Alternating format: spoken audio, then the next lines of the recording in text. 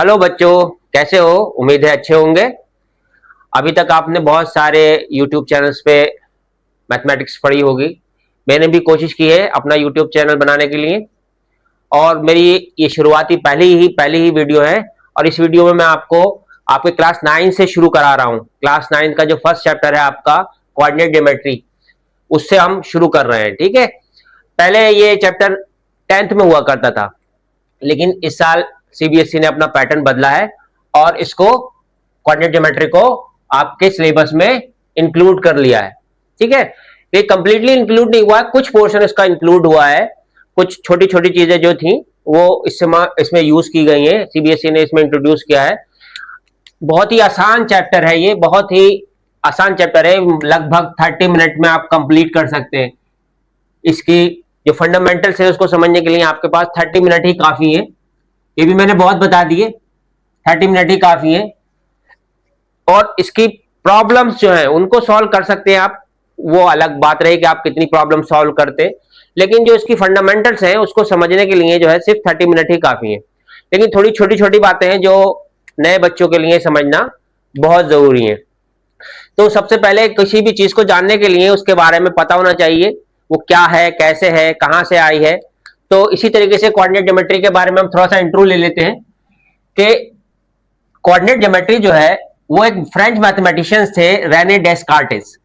Renee डेस्कार्टेस एक French mathematician थे जिन्होंने कोऑर्डिनेट सिस्टम का यूज करके ये ब्रांच बनाई। ठीक है, मैथमेटिक्स की एक ब्रांच बनाई जिसको हम कहते हैं कोऑर्डिनेट ज्योमेट्री। आगे बात समझ में आप लोगों के? कौन थे ये? फ्रेंच मैथमेटिशियन थे रेने डेस्कार्टेस। ये वैसे तो कोई आपके हिस्ट्री का पेपर नहीं है, लेकिन कभी कोई कंपटीशन लेवल का एग्जाम होता है तो उसमें पूछ लेते हैं कि who is the father of computer, who is the father of coordinate, who is the father of trigonometry, who develop Pythagoras theorem. इस तरीके के क्वेश्चन कभी कभी एक नंबर में आ जाते हैं। तो अगर आपने पढ़ रखा है कि इसको किसने डेवलप किया है, तो आपको मालूम होना चाहिए कि रेने डेस्कार्टेस एक फ्रेंच साइंटिस्ट मैथमेटिशियन थे, फ्रेंच मैथमेटिशियन थे रेने डेस्कार्टेस। रेने डेस्कार्टेस ने कोऑर्डिनेट सिस्टम का यूज करके मैथमेटिक्स की इस ब्रांच को डेवलप किया।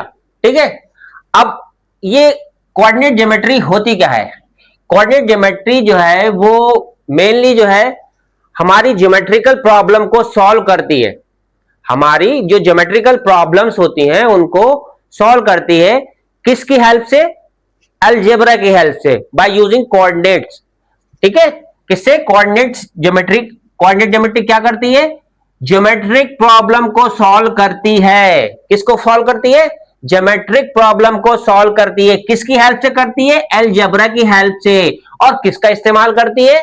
कोऑर्डिनेट सिस्टम का इस्तेमाल करती है। ठीक है, किस चीज को इस्तेमाल करती है? कोऑर्डिनेट सिस्टम को इस्तेमाल करती है। किस प्रॉब्लम को सॉल्व करती है? ज्योमेट्रिक प्रॉब्लम को सॉल्व करती है। किसके जरिए करती है? किसकी हेल्प से करती है? किसके द्वारा करती है? अलजेब्रा के जरिए करती है। अब ये बात आपकी समझ में आ गई कि मैथमेटिक्स की वो ब्रांच जो कि ज्योमेट्रिकल प्रॉब्लम को सॉल्व करती है by using algebra with the help of coordinate system. ठीक है, अब इसके बाद जो इसमें टर्मिनोलॉजी यूज होती है उसको भी समझ लेते हैं।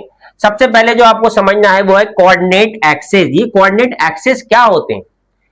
कोऑर्डिनेट एक्सेस आप ऐसे समझ लिए कि अगर आप एक प्लेन की बात करते हैं कि प्लेन है आपके पास, प्लेन से मतलब आपका क्या हो सकता है? प्लेन क्या एरोप्लेन नहीं होता, मतलब उसका प्लेन का मतलब होता है ऐसा सरफेस जिसकी सिर्फ 2 डायमेंशन हो। जैसे आपका नोटबुक का जो पेज होता है, नोटबुक का पेज होता है, उसमें लेंथ और ब्रेथ होती है तो उसमें हाइट भी है, क्योंकि बहुत सारे पेज मिलके जो है वो कुछ हाइट बना देते हैं, लेकिन हम वो बहुत कम होती है इसको, इसलिए हम उसको नेग्लिजिबल मान सकते हैं, यानी कि उसको हम छोड़ सकते हैं।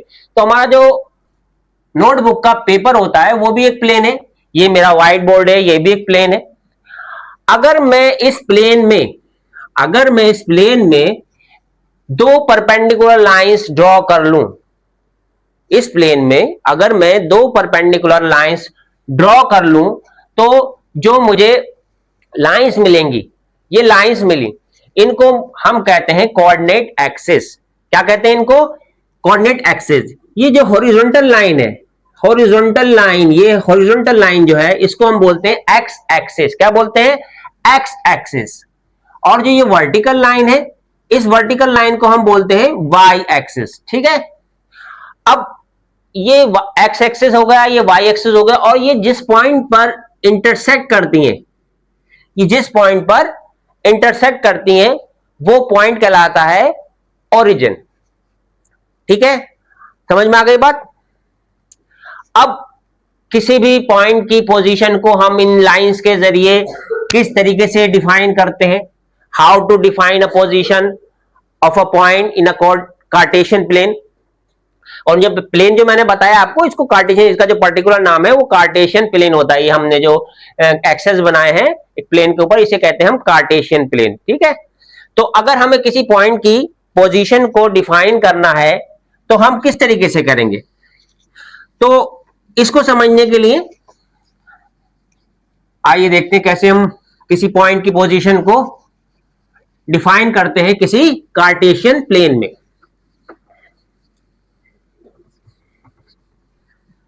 मान लीजिए कि मेरे पास ये एक पॉइंट है, मुझे इसकी पोजीशन बताना है कि इसकी पोजीशन है, तो मुझे इसके लिए दो चीजों की रिक्वायरमेंट होगी। दो चीजों की रिक्वायरमेंट होगी। एक, मुझे यह पता होना चाहिए कि वो एक्स एक्सिस पे कितनी डिस्टेंस पर है, और एक मुझे यह पता होना चाहिए कि वो वाई एक्सिस पर कितनी डिस्टेंस पे है।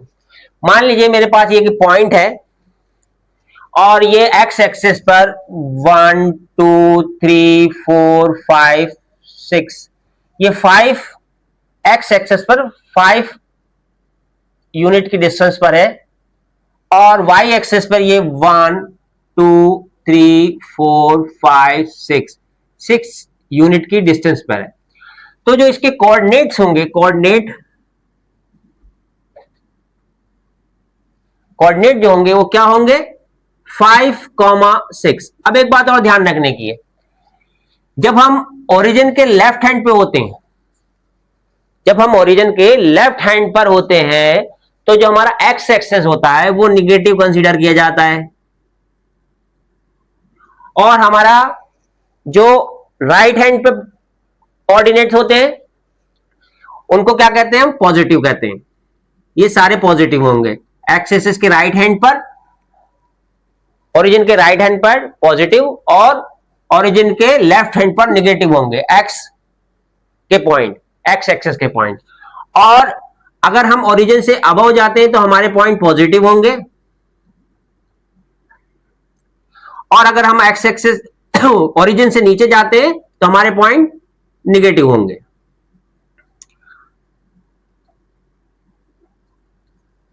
ठीक है, तो अगर मुझे इस पॉइंट की पोजीशन बताना है कि इस पॉइंट की क्या पोजीशन है, तो मैं एक्स एक्सिस पर -5 यूनिट डिस्टेंस पर गया हूं, यानी एक्स एक्सिस पर जो इस पॉइंट की डिस्टेंस है -5 यूनिट है, और वाई एक्सिस पे इसकी डिस्टेंस 6 यूनिट है। तो कोऑर्डिनेट ऑफ पी, यानी पी पॉइंट है हमारे पास, पी मान लेते हैं इसे, पी पॉइंट है, इस कोऑर्डिनेट ऑफ पी जो होंगे वो क्या होंगे?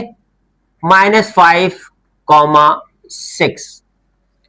ठीक है, इसी तरीके से कोई मेरे पास पॉइंट है ये जो एक्स एक्सिस पर 1 2 3 4 5 यूनिट पर है, और वाई एक्सिस पर वो कितनी दूर है? 2 यूनिट दूर है, तो 5,2। तो अगर ये पॉइंट हम क्यू को मान लें कि ये पॉइंट क्यू है, तो क्यू के कोऑर्डिनेट जो होंगे, कोऑर्डिनेट ऑफ क्यू जो होंगे वो क्या होंगे? 5,2। क्लियर है?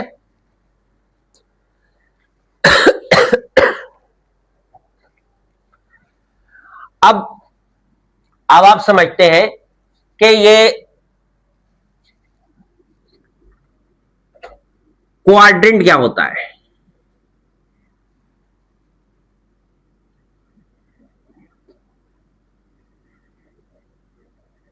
क्वाड्रेंट, क्वाड्रेंट को समझने के लिए आप समझिए, आपका जो कार्टेशियन प्लेन है इसमें दो परपेंडिकुलर लाइंस है, इसने इस प्लेन को 4 पार्ट्स में डिवाइड कर दिया, 1 2 3 और 4।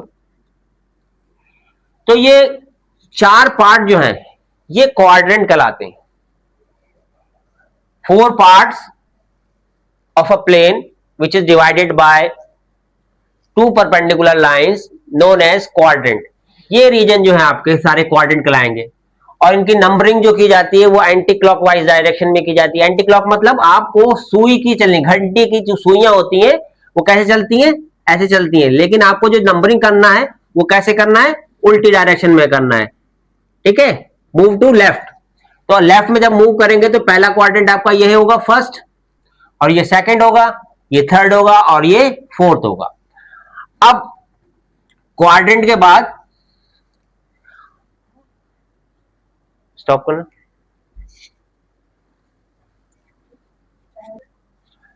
तो क्वाड्रेंट आपके समझ में आ गया। क्वाड्रेंट क्या होते हैं? क्वाड्रेंट जो है वो ये रीजन्स कहलाते हैं जिनको हमारी ये परपेंडिकुलर लाइंस जो है बांट देती हैं। ठीक है, और ये हमारे क्या है, एक्सेस है। ये एक्स एक्सेस हॉरिजॉन्टल लाइन जो होती है वो एक्स एक्सेस कहलाती है, और जो वर्टिकल लाइन होती है वो वाई एक्सेस कहलाती है। ठीक है, अब इसमें आपने देखा होगा कि अभी देखेंगे कि अभी देखा तो नहीं होगा, लेकिन अब आप पढ़ेंगे कि मैंने यहां पर लिखा -5 -5, इसके कोऑर्डिनेट हम कैसे लेंगे, कहां पर माइनस लगना है, कहां प्लस लगना है। ठीक है, तो अगर आप देख रहे हैं कि आपका पॉइंट एक्स एक्सेस पर है, कोई पॉइंट है और वो एक्स एक्सेस पर है। ठीक है, मान लीजिए कोई पॉइंट है x axis, point on x axis. अगर कोई पॉइंट एक्स एक्सेस के ऊपर है, अगर कोई पॉइंट एक्स एक्सेस के ऊपर है तो वहां हम y को 0 रखेंगे, वहां हम y को 0 रखेंगे। क्यों रखेंगे? देखिए, जब हमारा कोई पॉइंट एक्स एक्सेस के ऊपर लाई करता है, मान लीजिए यहां लाई करता है कोई पॉइंट एक्स एक्सेस पर, तो सिर्फ हम एक्स एक्सेस पर ही मूव कर रहे हैं। यानी हमने 3 यूनिट सिर्फ, मान लीजिए 1 2 3 3 यूनिट हम सिर्फ एक्स एक्सेस पर गए। वाई एक्सेस पर ना तो हम अप गए ना डाउन गए, यानी वाई की वैल्यू जो है हमने 0 रखनी है। वाई की वैल्यू क्या होगी, 0 होगी। कहां पर होगी? जब हमारा पॉइंट एक्स एक्सेस के ऊपर होगा। और पॉइंट ऑन वाई एक्सेस, अगर वाई एक्सेस पे होगा तो एक्स की वैल्यू 0 होगी। यहां हमारा कोई पॉइंट है तो यहां पर हम एक्स एक्सेस पर तो लेफ्ट टू राइट मूव कर ही नहीं रहे, एक्स एक्सेस पर मूव थोड़ी कर रहे हैं, ना हम लेफ्ट गए ना राइट गए, सिर्फ वाई एक्सेस पर ही गए, तो यहां पर हमारे पास एक्स की वैल्यू 0 होगी। ठीक है, अब ये कोऑर्डिनेट जो होते हैं,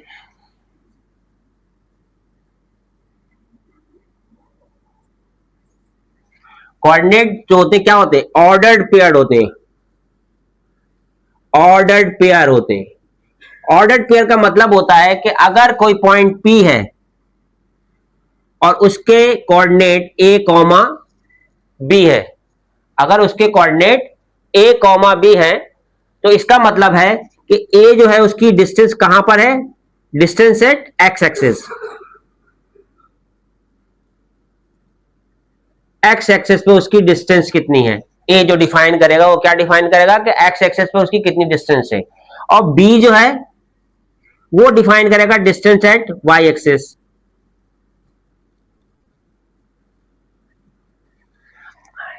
कभी कभी याद, एक बात और याद रखना कि ये पी ए कॉमा बी जो होगा वो कभी भी बराबर नहीं होगा पी बी कॉमा ए, यानी इनकी ऑर्डर बदलने पर इनकी वैल्यू भी चेंज हो जाती है। जैसा मैंने बताया कि ए जो है ये डिस्टेंस जो है ये एक्स एक्सेस पे डिस्टेंस है और ये वाई एक्सेस पे डिस्टेंस है। जैसे ही वैल्यू बदलेगी तो पोजीशन भी बदल जाएगी, पॉइंट की पोजीशन भी बदल जाएगी। मान लिया आपके पास अगर मैं कहूं कि 3,2, तो 3,2 मेरा कहां आएगा, 3 एक्स एक्सेस पे 3 और कॉमा कहूं 2, तो 3,2 मेरा यहां पर पॉइंट आ जाएगा 3,2। लेकिन अगर मैं कहता हूं 2,3, तो एक्स एक्सेस पे 2 और वाई एक्सेस पे 3, यानी मेरी पोजीशन यहां आ जाएगी, ये आ जाएगी पोजीशन, मेरी पोजीशन कहां आ जाएगी, बदल जाएगी।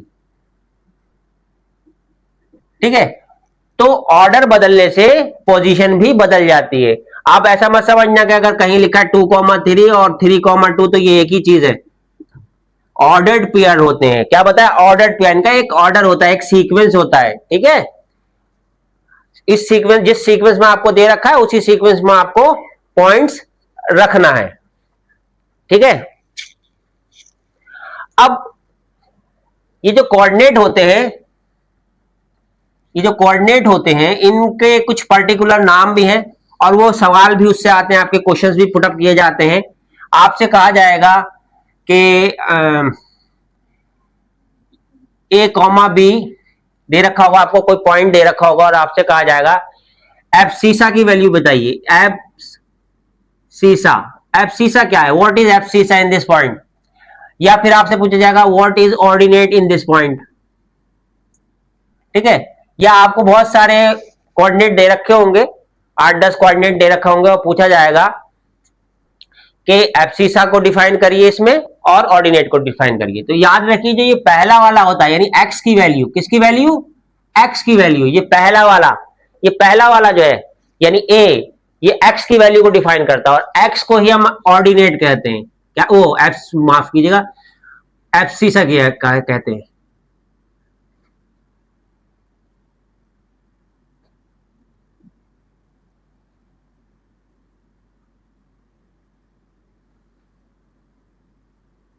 एब्सिसा कहते हैं। और ये जो वाई बी की वैल्यू है, बी यानी ये वाई की वैल्यू है, किसकी वैल्यू है? वाई की वैल्यू। तो वाई की वैल्यू को हम कहते हैं ऑर्डिनेट। क्या कहते हैं? ऑर्डिनेट। यानी एक्स की वैल्यू कहते हैं हम एब्सिसा और वाई की वैल्यू कहते हैं हम ऑर्डिनेट। ठीक है, और अगर हम पर्टिकुलर पॉइंट की बात करें तो एब्सिसा हमारा होगा ए और ऑर्डिनेट क्या होगा? बी। और एब्सिसा और ऑर्डिनेट को मिला के, एब्सिसा एंड ऑर्डिनेट, अगर हम इनको दोनों को कंबाइन करके बोलते हैं तो इनको हम कोऑर्डिनेट बोलते हैं। क्या बोलते हैं? कोऑर्डिनेट बोलते हैं। ठीक है, नोट डाउन कर लीजिए इसे। अब देखते हैं कि इस टॉपिक से आपसे जो क्वेश्चन पुटअप किए जाएंगे वो किस तरीके से किए जाएंगे। एक क्वेश्चन होता है, आपसे पूछा जाता है write down the abscissa of the following. एक क्वेश्चन आपसे ये पूछा जाता है कि आपको पॉइंट्स दे रखे होंगे, मान लीजिए आपको पॉइंट दे रखे 2, -3। सेकंड क्वेश्चन आपको दे रखा है a, b या a² b² दे रखा है। थर्ड दे रखा है आपको a - b a+b। इस टाइप से आपको कोऑर्डिनेट दे रखे होंगे और आपसे पूछा जाएगा कि आपको एब्सिसा बताना है। तो एब्सिसा मैंने बताया कि फर्स्ट वाली जो पोजीशन पे नंबर होता है, फर्स्ट पोजीशन में कोऑर्डिनेट में जो फर्स्ट पोजीशन पे नंबर होता है उनको क्या बोलते हैं? एब्सिसा। एब्सिसा क्या होगा फर्स्ट वाले का? 2। और सेकंड में एब्सिसा क्या होगा?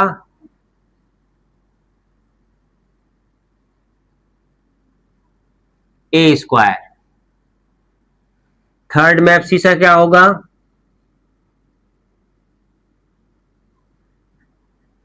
a - b। ठीक है, अब दूसरा सवाल जो आपसे पूछा जाता है वो क्या पूछा जाता है?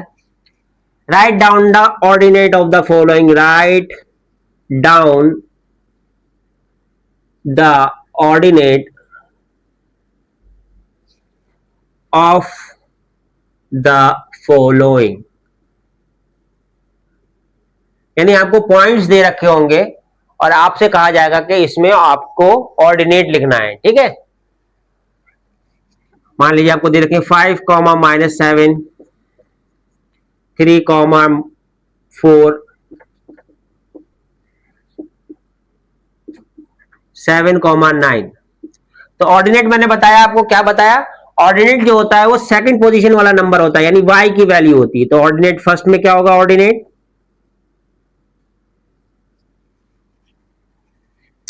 -7। सेकंड में ऑर्डिनेट क्या होगा?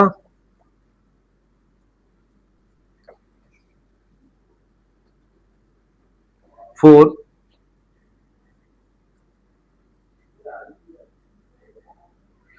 9। ठीक,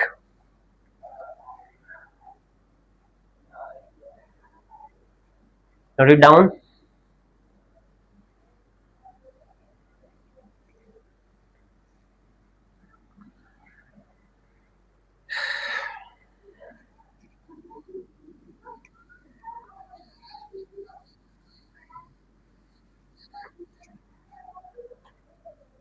थर्ड टाइप का क्वेश्चन आपसे पूछा जाएगा, क्या पूछ सकते हैं? Plot the following point on graph paper. Plot the following points on graph paper. क्या पूछेगा आपसे कि आपको ग्राफ पेपर पे पॉइंट्स को प्लॉट करना है। प्लॉट का मतलब आपको उनको दिखाना है कि कहां होंगे। ये हमारा वाई एक्सिस है,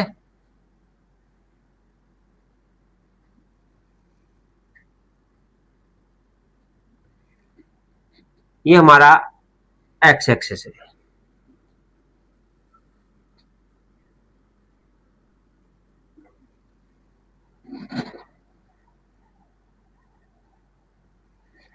ठीक है, ये हमारा वाई एक्सिस है, ये हमारा एक्स एक्सिस है। आपको पॉइंट देखे 5,3, -2,4, 7,9, -8, -4,3। ये आपको पॉइंट दे रखे हैं। थोड़े छोटे कर लो, ग्राफ हमारी जगह नहीं है। ठीक है, तो अब हम क्या करेंगे, पहले तो हमारे ग्राफ पेपर पे तो हमें ब्लॉकेज यानी यूनिट्स बने हुए होते हैं, यहां पर हमें बनाना पड़ेंगे। एक्स एक्सिस पर हम बराबर की डिस्टेंस लेकर नंबरिंग कर लेंगे। अगर आप कॉपी पर बना रहे हैं, नोटबुक पर आप बना रहे हैं, प्लेन पेपर है, तो उसका तरीका यह है कि आप पहले दो परपेंडिकुलर लाइन खींचिए और इक्वल डिस्टेंस पर मार्किंग कर लीजिए। ठीक है, 1, 2, 3, 4, 5, 6, 7, 8, 9, 10, 11, 12। ऐसे इधर कर लेंगे, -1, -2, -3, -4, -5, -6, -7, -8, -9। ऐसे ही वाई एक्सिस पे कर लेंगे, 1, 2, 3, 4, 5, 6, 7, 8, 9, -1, -2, -3। ठीक है, हमने ये बना लिए हैं पॉइंट्स इसके। अब हम 5,3 को हमें प्लॉट करना है, तो हम पहले एक्स एक्सिस पे कितनी, कहां पर है, 5 पॉइंट। तो हम एक्स एक्सिस पर 5 पॉइंट पर जाएंगे और एक परपेंडिकुलर ड्रॉ करेंगे।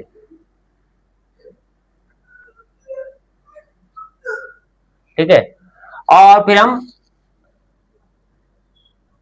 3 पर जाना है, तो वाई एक्सिस पे हम 3 पर जाएंगे और 3 के सामने से एक परपेंडिकुलर ड्रॉ करेंगे। तो ये जो परपेंडिकुलर है, जहां पर एक दूसरे को कट करेंगे, जहां पर एक दूसरे को इंटरसेक्ट करेंगे, वो हमारा रिक्वायर्ड पॉइंट होगा 5,3। दूसरा पॉइंट है -2,4, यानी एक्स एक्सिस की निगेटिव डायरेक्शन में जाना है, तो एक्स एक्सिस पे एक परपेंडिकुलर ड्रॉ करेंगे, -4 है तो 4, फिर एक 4 से हम परपेंडिकुलर ड्रॉ करेंगे, तो ये हमारा पॉइंट होगा -2,4।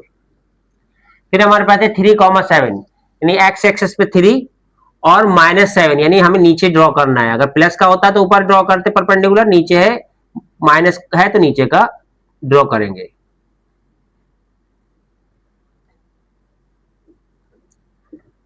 चौथा है बात -4,3, यानी एक्स एक्सिस पे -4 और -3, एक्स एक्सिस पे 4 यूनिट की डिस्टेंस पे परपेंडिकुलर ड्रॉ करेंगे और वाई एक्सिस पे 3 यूनिट की डिस्टेंस पे परपेंडिकुलर ड्रॉ करेंगे, 4, -4,3।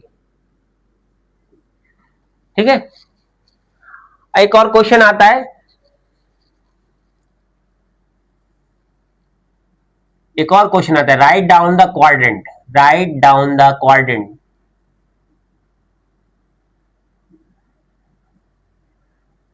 Of the following point.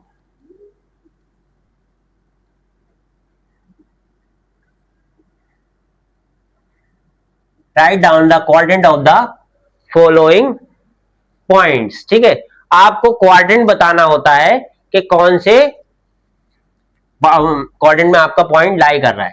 तो याद रखिए, मैंने आपको बताया ये हमारा y एक्सिस है, ये हमारा x एक्सिस है।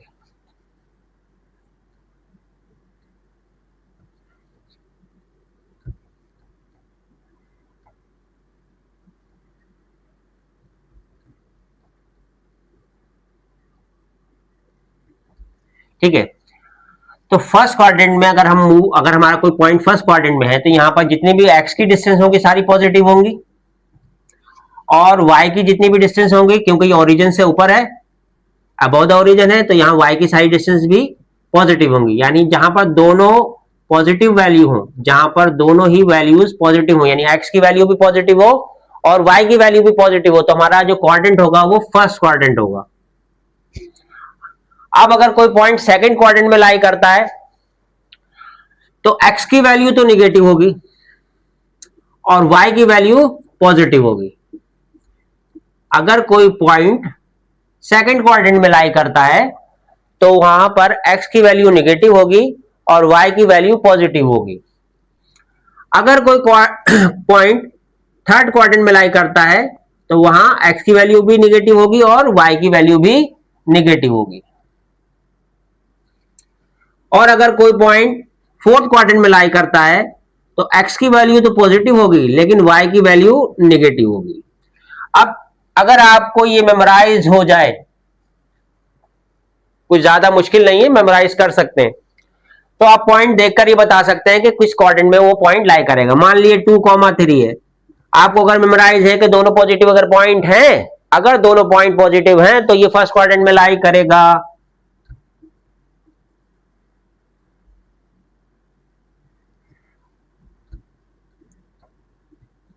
दूसरा पॉइंट -3 -5 दोनों निगेटिव है, दोनों निगेटिव है, तो ये आपको मेमोराइज है कि दोनों निगेटिव पॉइंट थर्ड क्वाड्रेंट में होते हैं, तो थर्ड क्वाड्रेंट में। और अगर आपको मेमोराइज करने में परेशानी है तो आप एक साइड में बनाकर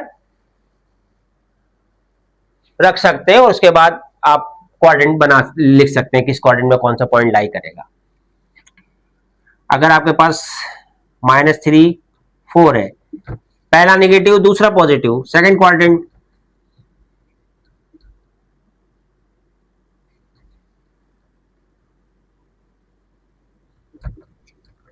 पहला पॉजिटिव दूसरा निगेटिव, फोर्थ क्वाड्रेंट।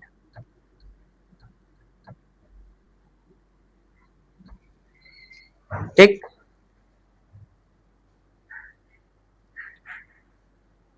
एक और टाइप का क्वेश्चन आता है हमारे पास, एक और टाइप का क्वेश्चन आता है हमारे पास,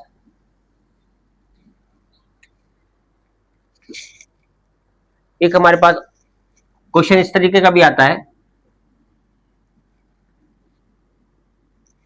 आपको कोऑर्डिनेट्स दे रखे होंगे और आपसे कहा जाएगा ऑन विच एक्सिस दे लाई, किस एक्सिस पे ये पॉइंट्स लाई करते हैं। मान लिया आपको पॉइंट दे रखा है 0,3 3,0 0,5 5,0। ठीक है, आपको ये पॉइंट दे रखा है और आपसे कहा जाए ऑन विच एक्सिस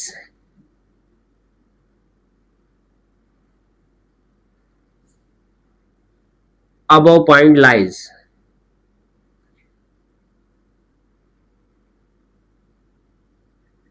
ठीक है, आपसे पूछा जाएगा कि कौन से एक्सिस पे पॉइंट लाई करते हैं। तो आपने पहला पॉइंट देखा 0,3 0,3, आपने देखा पहली वैल्यू यानी x की वैल्यू 0 है। ये मैं बता चुका हूं आपको पहले कि x की वैल्यू अगर 0 हो तो कौन से एक्सिस पे लाई करेगा, y एक्सिस पर। दूसरे वाले को देखते हैं, यहां y की वैल्यू 0 है। अगर y की वैल्यू 0 है तो कहां लाई करेगा? x एक्सिस पर। ठीक है, थर्ड को देखते हैं 0,5, x की वैल्यू 0, y एक्सिस पर लाई करेगा। 5,0, y की वैल्यू 0, x एक्सिस पर लाई करेगा। ठीक है, ज्योमेट्री का वो है डिस्टेंस बिटवीन टू पॉइंट्स। दो पॉइंट के बीच की आपको डिस्टेंस फाइंड आउट करनी है। हमारे पास एक पॉइंट P है जिसके कोऑर्डिनेट है x1 y1 और दूसरा पॉइंट है Q जिसके कोऑर्डिनेट है x2 y2 और इनके बीच की डिस्टेंस D है। हमें ये फाइंड आउट करना है कि डिस्टेंस कितनी है। तो इसके लिए एक फॉर्मूला यूज किया जाता है, D इज इक्वल टू, यानी distance is equal to under root x2 minus x1 whole square plus y2 minus y1 whole square. कुछ टीचर इसको ऐसे भी लिखते हैं, x1 minus x2 whole square plus y2 minus y1 minus y2 whole square in under root. दोनों ही फॉर्मूले आपके एक ही वैल्यू डिफाइन करेंगे, क्योंकि अगर हम पर x2 की वैल्यू बड़ी होती और x1 की छोटी होती तब भी पॉजिटिव वैल्यू आती क्योंकि स्क्वायर है। यहां पर भी अगर आपके पास अंदर नेगेटिव वैल्यू आती है और उसका स्क्वायर करेंगे तो पॉजिटिव वैल्यू आएगी। दोनों कंडीशन में हमारे पास सेम वैल्यू ही आएंगी। ठीक है, अगर हमें डिस्टेंस ऑफ अ पॉइंट, किसी पॉइंट की डिस्टेंस जिसके कोऑर्डिनेट x1 और y1 है फ्रॉम ओरिजिन से निकालना है, तो उसका फॉर्मूला है d is equal to x square plus Y square. अब ये एक्स स्क्वायर वाई स्क्वायर क्यों है? क्योंकि ओरिजिन के जो कोऑर्डिनेट होते हैं वो 0,0 होते हैं।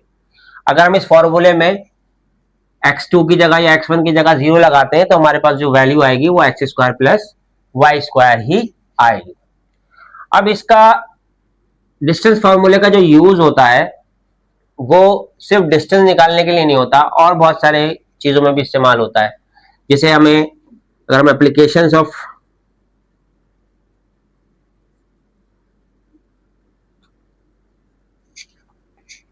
डिस्टेंस फॉर्मूला,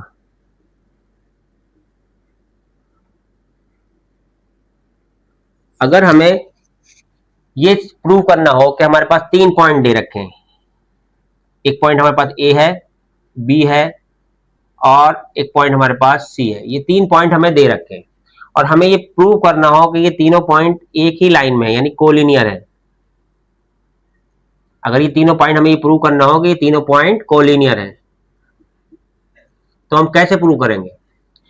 अगर हमें ए बी और सी के कोऑर्डिनेट पता है, मान लीजिए हमारे पास ए के कोऑर्डिनेट x1 y1 है, बी के कोऑर्डिनेट x2 y2 है और सी के कोऑर्डिनेट x3 y3 है।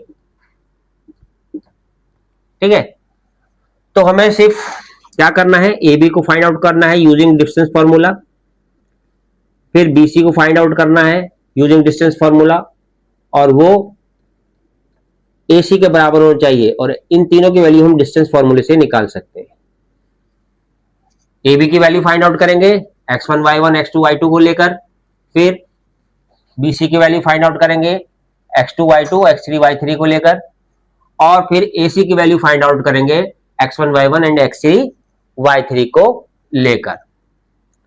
दूसरा जो है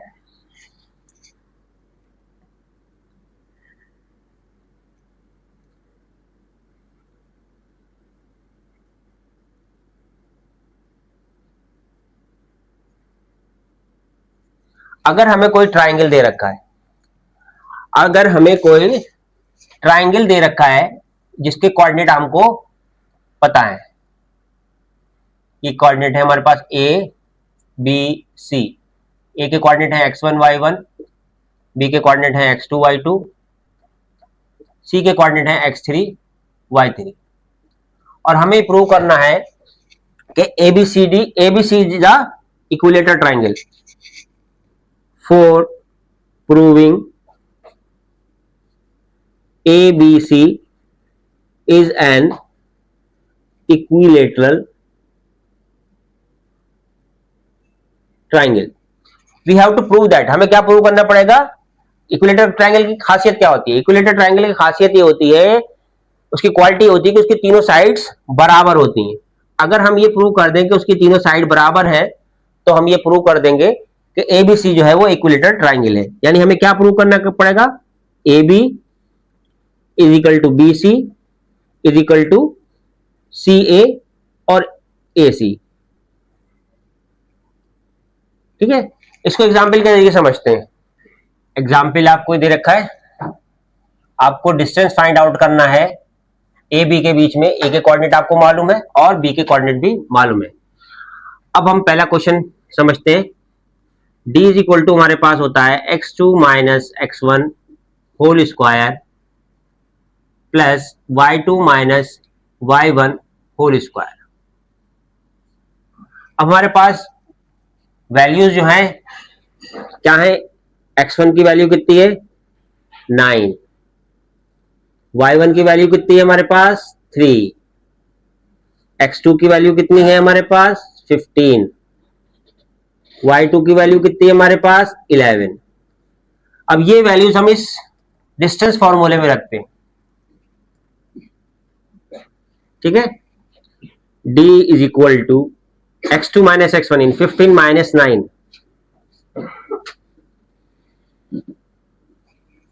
y2 minus y1 11 minus 3 whole square in root 15 minus 9 6 whole square plus 8 whole square.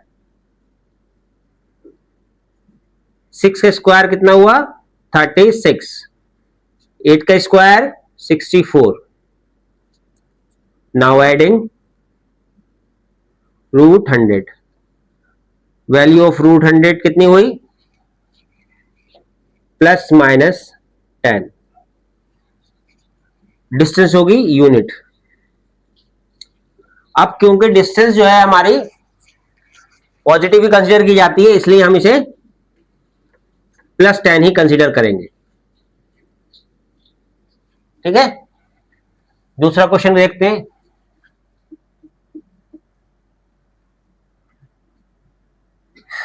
x1 is equal to है a plus b, y1 is equal to है a minus b, x2 is equal to है a minus b, y2 is equal to है a plus b. Now using distance formula d is equal to under root x2 minus x1 whole square plus y2 minus y1 whole square. d is equal to x2 a minus B minus a plus b. इनको bracket में रखिए क्योंकि पहले से ही bracket में, और whole square plus y2 minus y1 a plus B minus a minus B.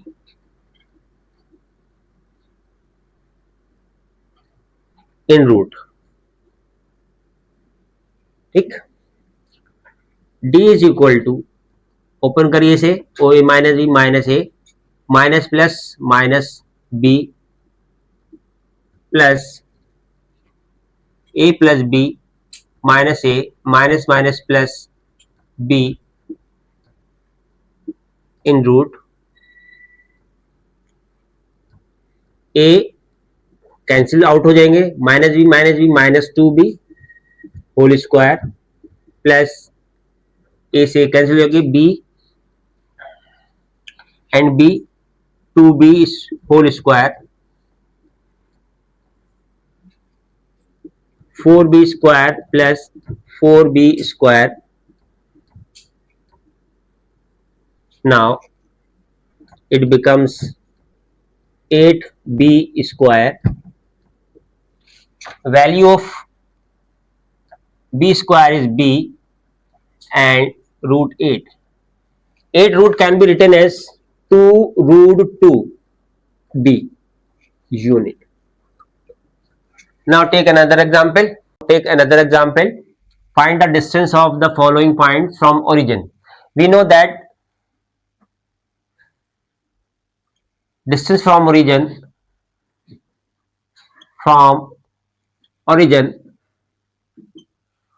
of any point is d is equal to under root x square plus y square. Now value of x in first question, d is equal to 6 square plus 8 square.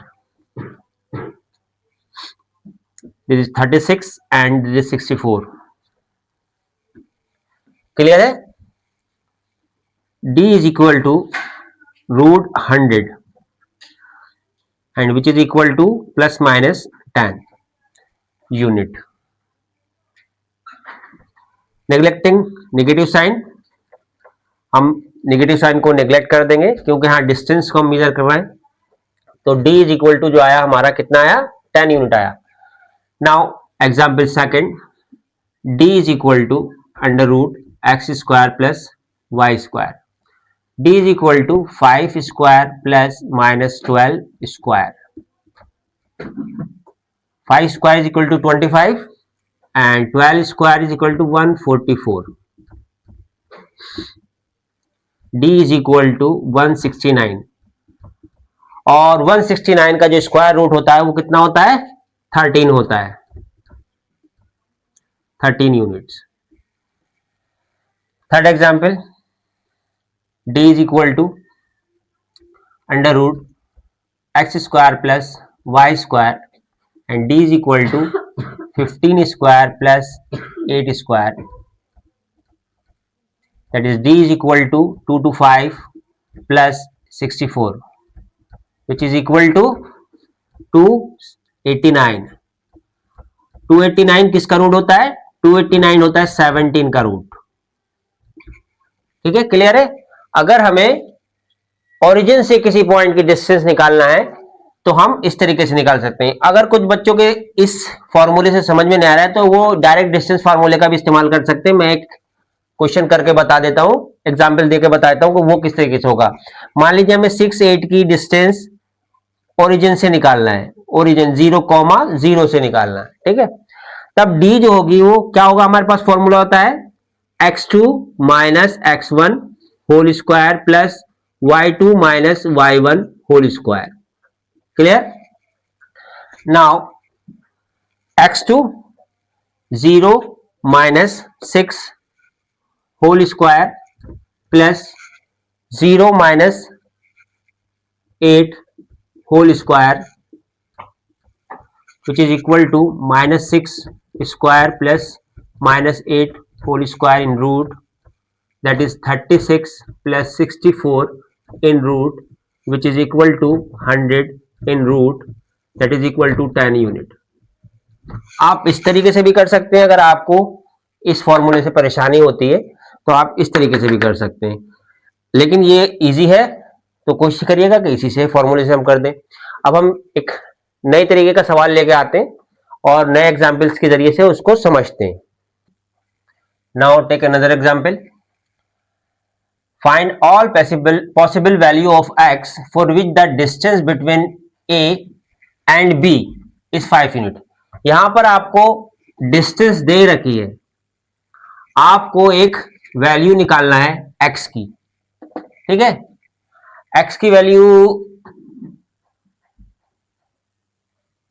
Find all possible value of x, x यहां लिख लेते हैं हम. ठीक है, अब find all possible value of x for which the distance between a and b is 5 unit. हमें distance दे रखी है और हमें पॉइंट्स में एब्सिसा एक हमारा नहीं है, इस एब्सिसा की वैल्यू हमें निकालना है. हम जानते हैं कि d इज इक्वल टू होता है under root x2 minus x1 whole square plus y2 minus y1 whole square. Now d is equal to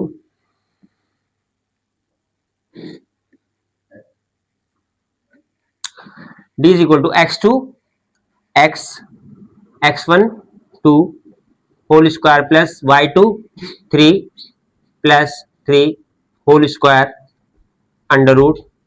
D की वैल्यू आपको दे रखी है 5 यूनिट। अब हमें इधर से स्क्वायर हटाना है, ये स्क्वायर रूट हटाना है, तो इस स्क्वायर रूट को हटाने के लिए हम दोनों तरफ की स्क्वायरिंग कर देंगे।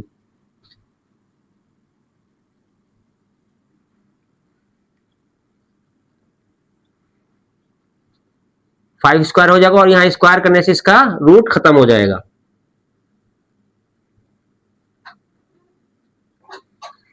Twenty five is equal to x square minus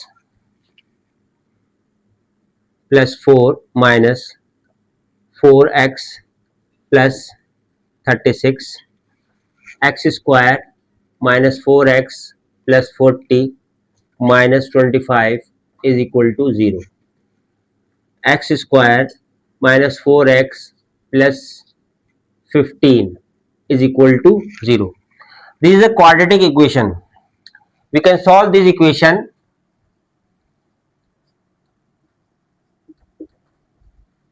by discriminant formula. X is equal to minus b plus minus under root b square minus 4ac upon 2a. Clear? X is equal to minus b की value कितनी है आपके पास 4 और minus का पहले से इसलिए minus minus plus हो जाएगा, ये plus minus under root b square minus 4 square minus 4 a की वैल्यू 1 है, सी की वैल्यू हमारे पास 15 है upon 2a। X is equal to 4 plus minus under root 16 plus 60 upon 2। x is equal to 4 plus minus 76 upon 2, which can be written as 4 plus minus 4 into 19. Now taken 2 outside from the root,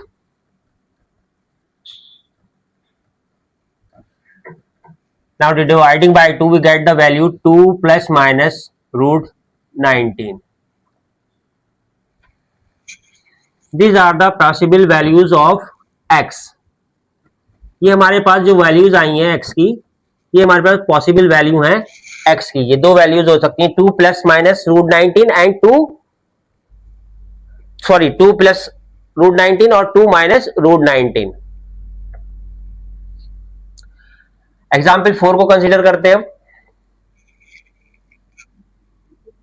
example 4 को consider करते हैं। d is equal to under root x2 minus x1 whole square plus y2 minus y1 whole square. Now the value of d is equal to 10 unit. x2 इज 10 minus 2 whole square and y plus 3 whole square in root. अब फिर से हमें इसका root हटाना है तो फिर हम स्क्वायरिंग कर देंगे तो बोथ साइड की।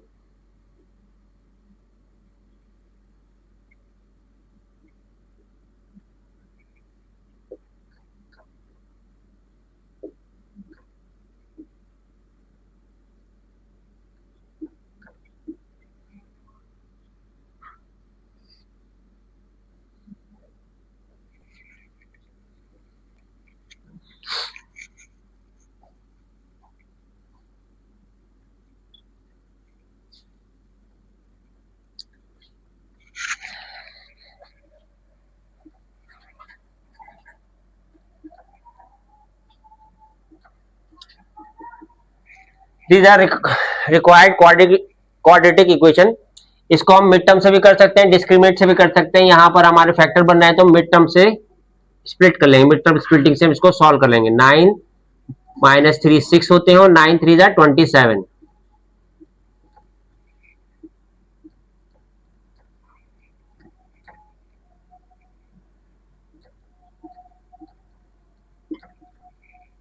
कॉमन ले लेंगे पेयरिंग करके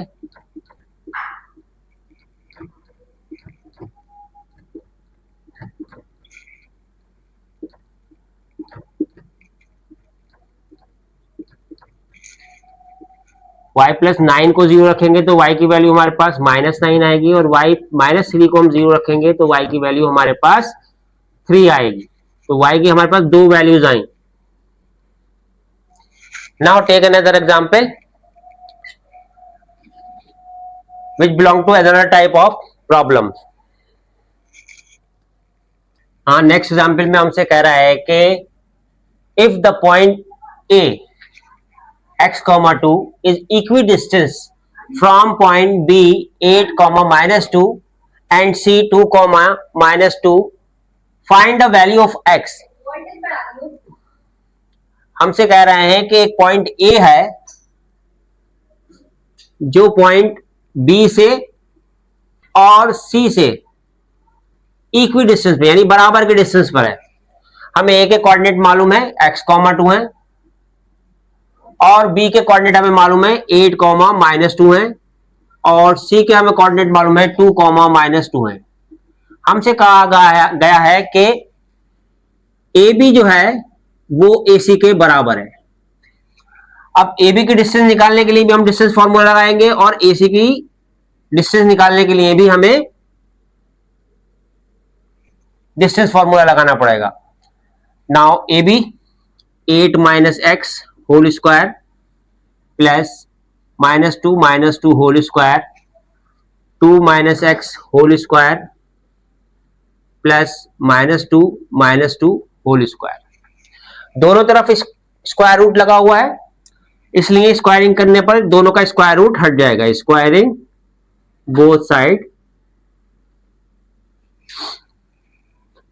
8 - x whole square plus -4 whole square is equal to 2 - x whole square plus -4 whole square, which written as 64 plus x square minus 16x plus 16 is equal to 4 plus x square minus 4x plus 16। अगर equal के sign के दोनों तरफ के number same sign के हो, अगर एक ही साइड होते हैं तो अपोजिट साइन वालों को हम काट देते हैं, और अगर वो इक्वल के साइन के एक लेफ्ट हैंड पर है और एक राइट हैंड पर है तो हम सेम साइन वालों को कैंसिल आउट करते हैं। +16 + 16 plus x square plus x square. Now 64 - 16x is equal to 4 - 4x। अब हम क्या करेंगे, x वाले टर्म एक तरफ लिख लेंगे और नंबर वाले टर्म एक तरफ लिख लेंगे। 64 - 4 is equal to -4x plus 16x। 12x बचेंगे यहां पर, और यहां बचेंगे 60। यहां से x की वैल्यू हम फाइंड आउट करेंगे 60/12। 12 5 जा 60। x की वैल्यू कितनी आ जाएगी 5। अब हमसे कहा गया है, क्या कहा गया है, हमसे कहा गया है कि AB की डिस्टेंस भी फाइंड आउट कीजिए। AB की डिस्टेंस निकालने के लिए हम क्या करेंगे, AB इज इक्वल टू क्या होगा हमारे पास 8 - x। x की वैल्यू हमने कितनी निकाली है 5। 8 - 5 whole square plus -2 whole square in root AB is equal to 5 3 whole square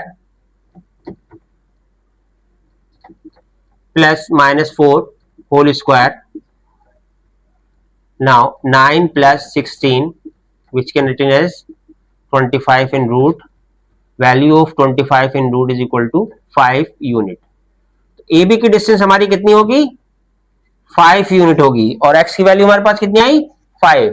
तो ये एक और पैटर्न है सवाल को पूछने का कि आपको जो है एक पॉइंट दे रखा होगा और दो पॉइंट से उसकी डिस्टेंस बराबर दे रखी होगी, तब हमें क्या करना है कि उस पॉइंट की डिस्टेंस को दोनों पॉइंट से बराबर रख देना है, और डिस्टेंस फॉर्मूले का यूज करके दोनों में को बराबर रखकर जो चीजें कैंसिल आउट हो रही है उनको कैंसिल आउट कर देना है, और x की वैल्यू को फाइंड आउट कर लेना है।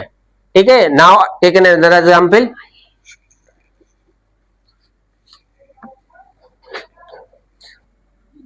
इससे पहले वाले एग्जाम्पल में हमसे पूछा गया था कि दो पॉइंट के बीच की डिस्टेंस बराबर है, तो उसमें से एक पॉइंट हमें निकालना था, यानी FC सा निकालना था, x हमें निकालना था, और हमें y की वैल्यू कुछ दे रखी थी 3 या 2 जो भी दे रखी थी। लेकिन अब हमें जो है वो पॉइंट ही नहीं दिया गया है। हमें जो है हमसे कहा गया है सिर्फ कि x एक्सिस के ऊपर वो पॉइंट है। ठीक है, क्या कहा गया है, find the coordinate of the point on x axis, उस पॉइंट के कोऑर्डिनेट मालूम करिए जो कि एक्स एक्सिस पे है और इक्वी डिस्टेंस पे है इन दो पॉइंट से। तो अब हमें ये पता होना चाहिए कि एक्स एक्सिस पर y की वैल्यू 0 होती है। तो हम एज्यूम कर लेंगे let the point on x axis is equal to x comma 0। यहां हमने y की वैल्यू 0 क्यों रखी है? इसलिए रखी है y की वैल्यू 0 क्योंकि x एक्सेस पर y की वैल्यू 0 होती है। जब कभी भी हमें x एक्सेस पर कोई पॉइंट एज्यूम करना होगा तो हम उसको x कॉमा 0 एज्यूम करेंगे, ठीक है। और अगर हमें y एक्सेस पे हमें एज्यूम करना होगा तो 0 कॉमा y एज्यूम करेंगे। x एक्सेस पे एज्यूम करना है x कॉमा 0 यानी y की वैल्यू 0 रखना पड़ेगी हमें, और अगर y एक्सेस पे हमें एज्यूम करना है तो 0 कॉमा y एज्यूम करेंगे। अब सिंपली डिस्टेंस फॉर्मूला लगा देंगे हम। यहां पर x एक्सिस के ऊपर है हमारे दो पॉइंट हैं, ये a पॉइंट मान लेते हैं, x कॉमा 0 जो हमारा पॉइंट है, और ये इक्वी डिस्टेंस पर है। किस किस पॉइंट से इक्वी डिस्टेंस? -2,5 एंड 2,3, 2,-3। इन दो पॉइंट को भी हम नाम देते हैं A B and C. Now according to question के अकॉर्डिंग क्या कह रहा है? अकॉर्डिंग टू क्वेश्चन, आप इतना लंबा नहीं लिखे, 80 क्यू भी लिख सकते हैं, ठीक है। According to question A B is equal to A C. Value of A B find out with the help of coordinate distance formula. x plus 2 whole square plus 0 minus 5 whole square is equal to x minus 2 whole square plus 0 plus 3 whole square in root. दोनों तरफ root लगा है, इसलिए root को हटाने के लिए हम क्या करेंगे? स्क्वायरिंग कर देंगे बोथ साइड की, स्क्वायरिंग बोथ साइड।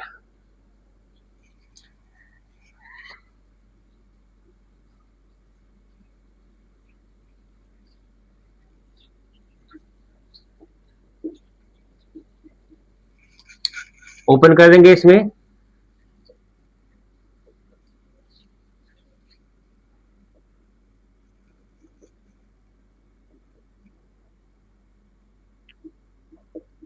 मैंने अभी बताया था कि अगर इक्वल के साइन के इधर उधर के जो हमारे यूनिट्स होते हैं, डिजिट्स होते हैं या वेरिएबल्स होते हैं, अगर वो सेम वैल्यूज लगते हैं और सेम साइन के, तभी कैंसिल आउट होंगे।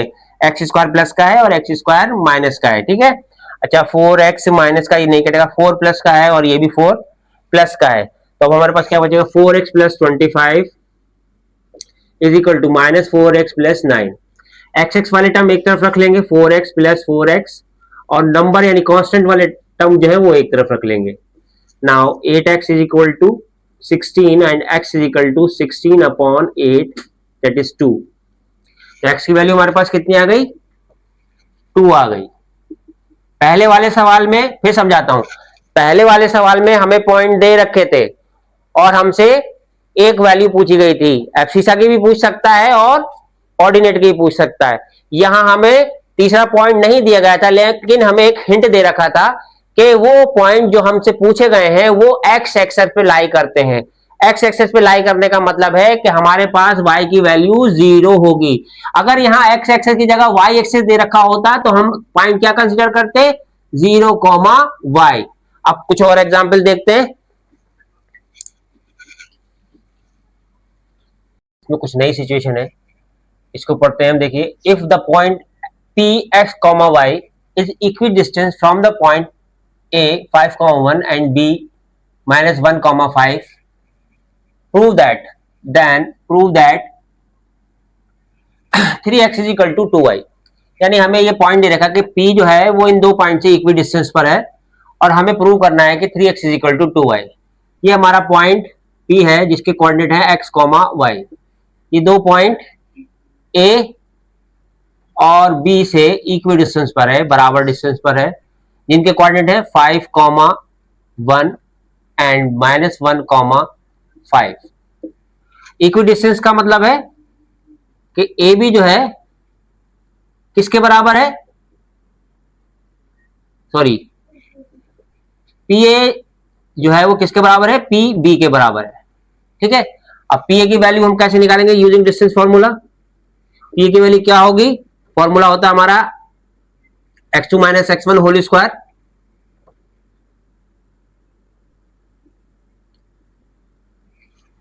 Plus y2 minus y1 whole square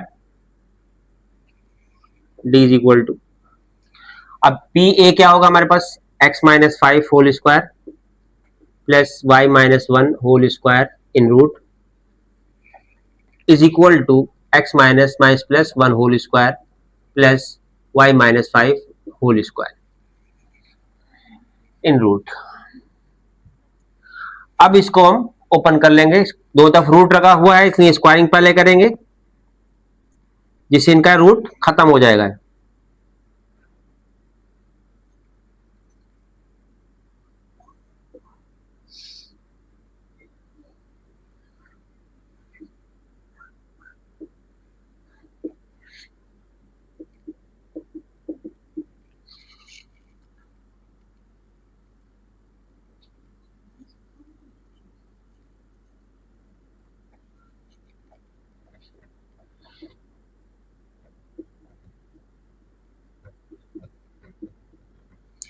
ठीक है, अभी मैंने बताया था कि इक्वल के साइन के लेफ्ट साइड और राइट हैंड साइड के वही वेरिएबल कांस्टेंट जिनकी वैल्यू बराबर हो और सेम साइन हो कैंसिल आउट हो जाते हैं। एक्स स्क्वायर प्लस का है, एक्स स्क्वायर माइनस का है, वाई स्क्वायर प्लस का है, वाई स्क्वायर माइनस का है। अब यहाँ क्या बचा, ten x minus ten x minus 2y, 25 और 1 26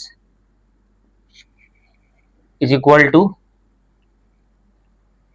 2x माइनस 10y, 1 and 25 26, 26 से 26 भी कैंसिल आउट हो जाएगा, दोनों सेम साइन है और सेम वैल्यूज है। अब x वाले टर्म एक तरफ रख लेंगे हम और y वाले टर्म एक तरफ रख लेंगे।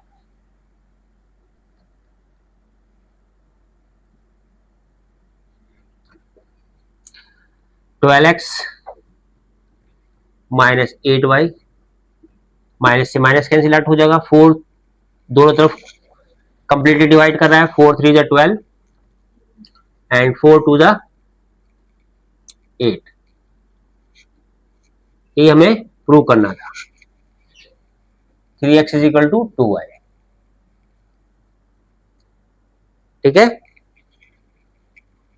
दूसरा एग्जाम्पल लेते हैं। अभी तक जो आपने पढ़ा वो आपको एक पॉइंट दे रखा होता था कोई और आपको 2 पॉइंट से वो इक्वी डिस्टेंस पे दे रखा होता था, लेकिन अब कंडीशन जो है वो दूसरी है। अब आपको 3 पॉइंट से इक्वी डिस्टेंस दे रखी है। ठीक है, क्वेश्चन को पढ़ते हैं एक बार। Find the coordinate of the point equi distance from the given point 5, 3, 5, -5 and 1, -3। हमारे पास 3 पॉइंट है ए बी सी, उनसे एक पॉइंट ओ जो है वो इक्वी डिस्टेंस है, बराबर डिस्टेंस है। ए के कोऑर्डिनेट है आपके पास 5, 3,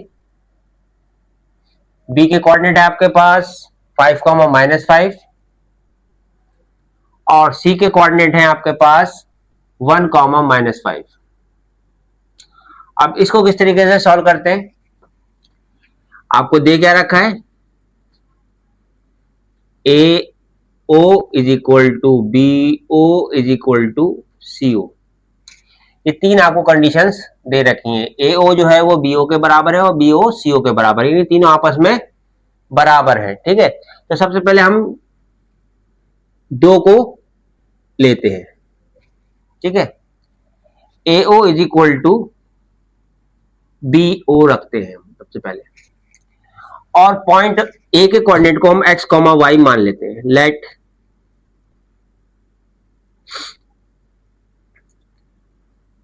कोऑर्डिनेट ऑफ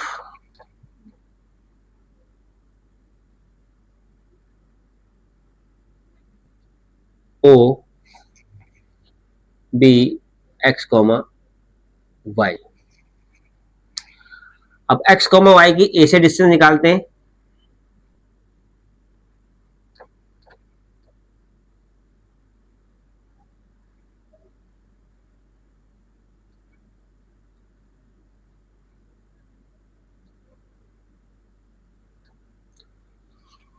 इन रूट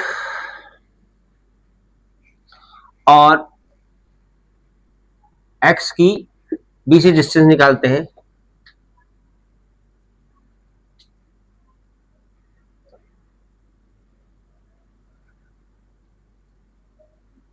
दोनों तरफ स्क्वायर लगा है, स्क्वायर रूट लगा हुआ है, इसलिए इनका स्क्वायरिंग कर देंगे दोनों साइड की।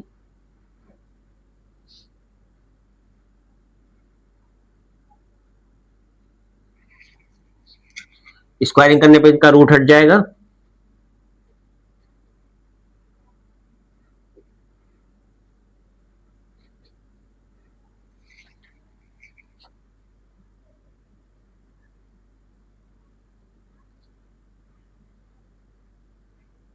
अब देखिए यहाँ पर x-5 का होल स्क्वायर है, यहाँ पर भी x-5 का होल स्क्वायर है, तो ये दोनों वैल्यूज कैंसिल हो जाएंगी। यहां से बचेगा y-3 whole square is equal to y+5 whole square. Whole square open करेंगे,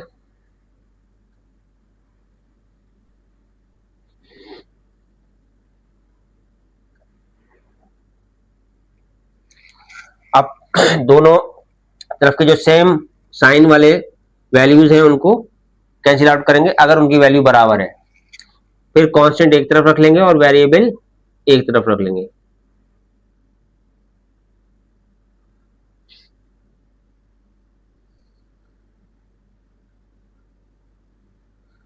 -16 is equal to 16y, y is equal to 16 upon -16 is equal to -1, यानी y की वैल्यू आपके पास कितनी आ गई, -1 आ गई। अब इसके बाद हम OB को या BO को CO के बराबर रखते हैं, BO की वैल्यू निकालते हैं। BO कितना है, x-5 whole square plus y+5 whole square is equal to x-1 whole square plus y+5 whole square. ठीक है, स्क्वायरिंग कर देंगे दोनों साइड की।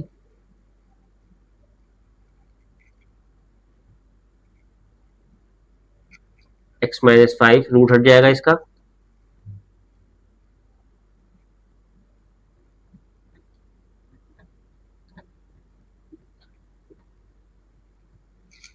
y+5 whole square cancel out हो जाएंगे। इसको आप ओपन कर लेंगे।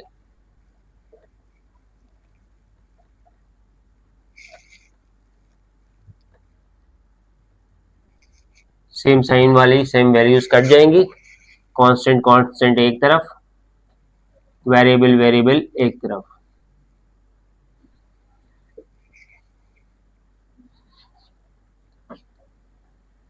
माइनस से माइनस कैंसिल हो जाएगा। x is equal to 24/8 3। तो हमारे पास क्या वैल्यूज आई, x की वैल्यू कितनी आई 3 और y की वैल्यू कितनी है हमारे पास -1। Now take another example. जो है 3 पॉइंट्स को कॉर्नर पॉइंट प्रूव करेंगे। इसको करने का तरीका क्या है, ये हमारे पास एक पॉइंट A है जिसके कोऑर्डिनेट है -1, -1।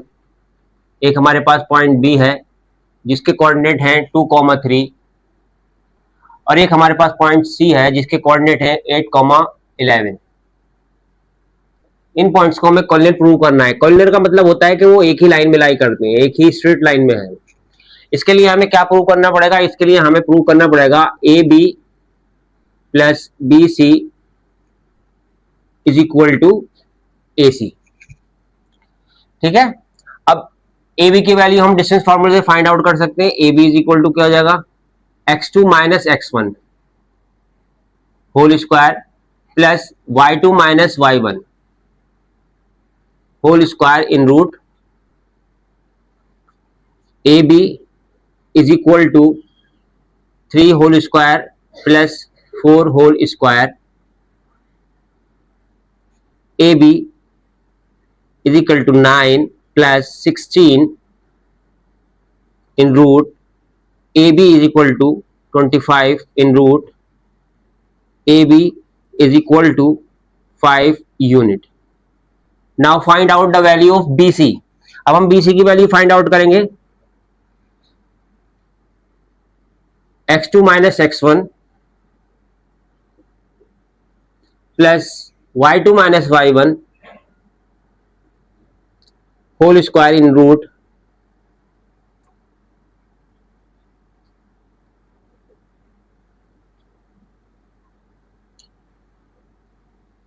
सिक्स का स्क्वायर करेंगे 36 आएगा, 8 का स्क्वायर करेंगे 64 आएगा, इनका एडिशन करेंगे 100 आएगा इन रूट 100 की वैल्यू 10. ये वैल्यू आ गई BC की. अब हम AC की वैल्यू फाइंड आउट करेंगे. AC is equal to x2 minus x1 plus y2 minus y1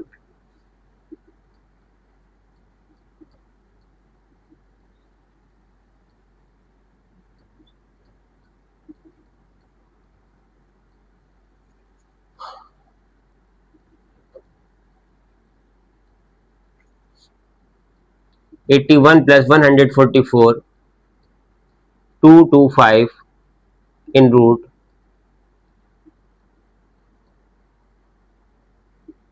225 का स्क्वायर रूट होता है 15. AC की वैल्यू हमारे पास कितनी आ गई 15. अब हमें प्रूव करना था AB plus BC is equal to AC. अब इस इक्वेशन में हम पुट कर देंगे वैल्यू. AB की वैल्यू प्लस BC की value should be equal to AC.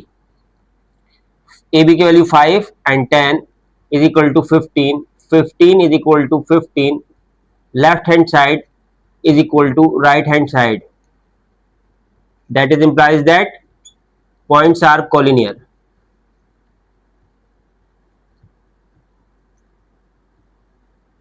ये मैं प्रूव करना था. ठीक है. Take another example. अब एक एग्जाम्पल लेते हैं हम. Show that points A 7 10 B minus 2 5 and C 3 minus 4 are the vertices of isosceles right triangle. तो इसको प्रूव करने के लिए हमें पता होना चाहिए कि आइसोसेलेस ट्राइंगल क्या होता है. आइसोसेलेस ट्राइंगल ऐसा ट्राइंगल होता है जिसकी कोई भी दो साइड बराबर हो सकती हैं. मान लीजिए हमारे पास एक ट्राइंगल है ABC.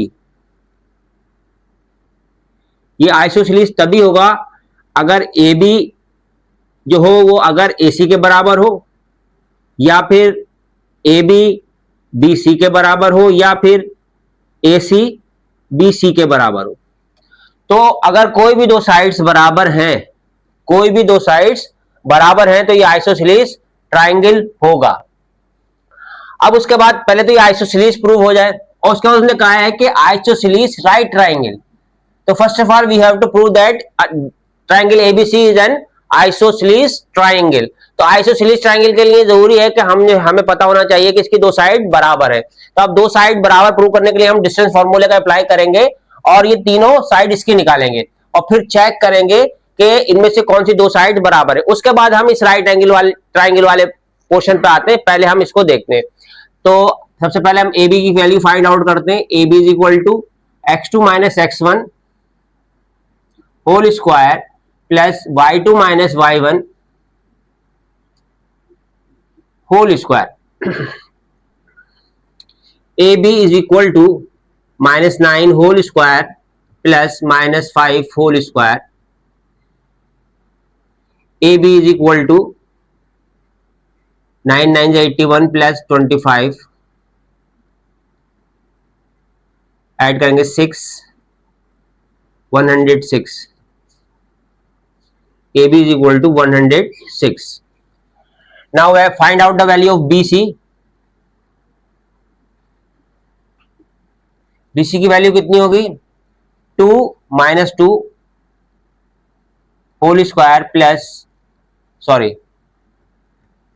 2 plus root 3 minus 2 whole square plus 5 minus 6 whole square in root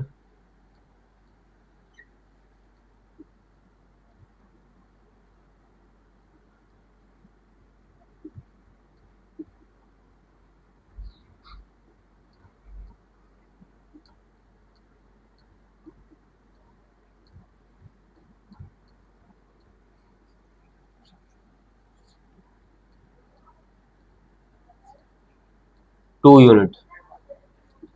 अब हम AC की वैल्यू फाइंड आउट करेंगे।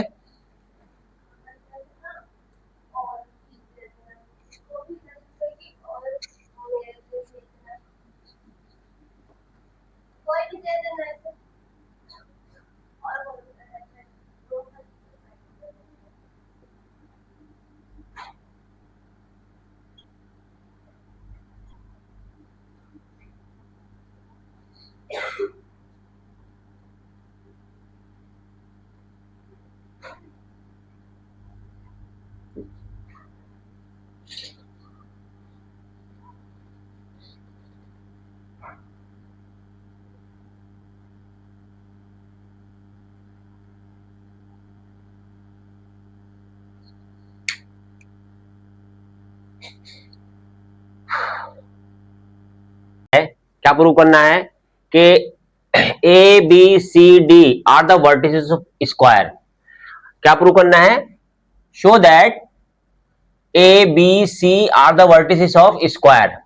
तो हमें इन 4 पॉइंट को ये प्रूव करना है कि ये स्क्वायर के वर्टिसेस हैं। अब स्क्वायर के वर्टिसेस होने के लिए क्या जरूरी है?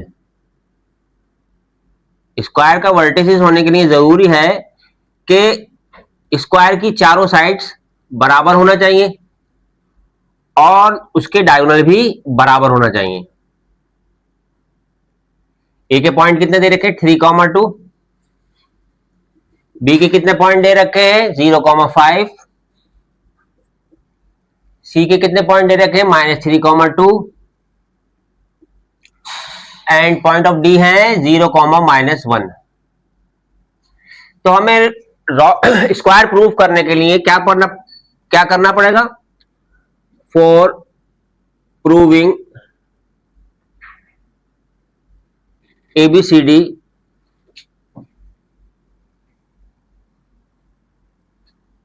एक है। For proving ABCD is a square, we have to prove that AB is equal to BC is equal to CD is equal to DA also, and diagonals are equal, AC is equal to BD। अब हम AB BC CD DA की value distance फार्मूले से निकाल लेंगे और AC और BD की भी वैल्यू डिस्टेंस फार्मूले से निकाल लेंगे। और अगर इन चारों की वैल्यू बराबर आ जाती है और इन दो की वैल्यू बराबर आ जाती है तो ये हमारा जो ABCD है कि स्क्वायर प्रूफ हो जाएगा। Now find out the value of AB। AB is equal to D is equal to होता है under root x2 minus x1 whole square plus y2 minus y1 whole square. Now AB is equal to 0 minus 3 whole square plus 5 minus 2 whole square in root which is equal to -3 whole square plus 3 whole square, 9 plus 9, that is root 18. Root 18 can be written as 3 root 2 unit. Now find the value of BC. Under root -3 minus 0 whole square plus 2 minus 5 whole square is equal to -3 whole square plus -3 whole square is equal to 9 plus 9 in root is equal to root 18 is equal to 3 root 2 unit. Now find out the value of CD. CD is equal to -3 minus 0 whole square plus 2 plus 1 whole square in root, that is -3 whole square plus 3 whole square in root is equal to 9 plus 9 is equal to root 18 is equal to 3 root 2 unit. Now find out the value of AD या DA.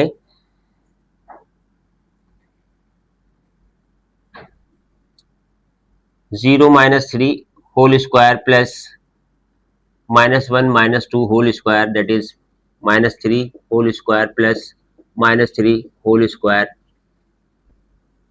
Is equal to 9 plus 9 is equal to root 18 is equal to 3 root 2 unit. Now find out the value of AC. Diagonal की value find out करेंगे. AC AC is equal to होगा आपके -3 whole square plus 2 whole square which is equal to -6 whole square plus 0 which is equal to 36 in root equal to 6 unit. Now find out the value of BD. BD is equal to 0 minus 0 whole square plus -1 minus 5 whole square which is equal to 0 plus -6 whole square which is equal to 36 in root is equal to 6 unit. Here we see that क्या देखते हैं हम कि चारों side बराबर है जिनकी कितनी वैल्यू आई है 3 रूट 2 3 रूट 2 3 रूट 2 3 रूट 2 और हमारे दोनों डायगोनल भी बराबर आए जिनकी यूनिट है कितने डिस्टेंस आएंगे 6 यूनिट आएंगे. तो हम यहां लिखेंगे A B is equal to B C is equal to C D is equal to D A is equal to 3 root 2 and AC is equal to BD is equal to 6. That is implies that ABCD is a square. ठीक है. So that the point ABCD are the vertices of rhombus. rhombus के लिए क्या condition होनी चाहिए? rhombus के लिए condition होना चाहिए कि उसकी सिर्फ 4 साइड ही बराबर होना चाहिए. डायगोनल्स बराबर हो या नहीं हो इससे कोई फर्क नहीं पड़ता कि डायगोनल्स बराबर हैं या नहीं है, लेकिन उसकी 4 साइड्स बराबर होना चाहिए. ठीक है. क्या कोऑर्डिनेट दे रखे? -3, -2 -5, -5 -5 -5 2, -3 and 4, 4. Now D is equal to distance formula क्या होता है हमारा x2 minus x1 whole square plus y2 minus y1 whole square. Put the value AB is equal to under root -5 plus 3 whole square plus -5 plus 2 -2 whole square which is equal to -2 whole square plus -7 whole square which is equal to 4 plus 49 that is equal to under root 53. Now find out the value of BC. BC is equal to -5 -2 whole square plus -5 plus 3 whole square that is equal to -7 whole square plus -2 whole square equal to 49 plus 4 which is equal to root 53 unit. Now CD is equal to 4 plus 2 4 minus 2 whole square plus 4 plus 3 whole square that is equal to 2 square plus 7 whole square in root is equal to 4 plus 49 is equal to root 53 unit. Now AD is equal to -3 -4 whole square plus 2 minus 4 whole square that is equal to -7 whole square plus -2 whole square 49 plus 4 is equal to under root 53 unit.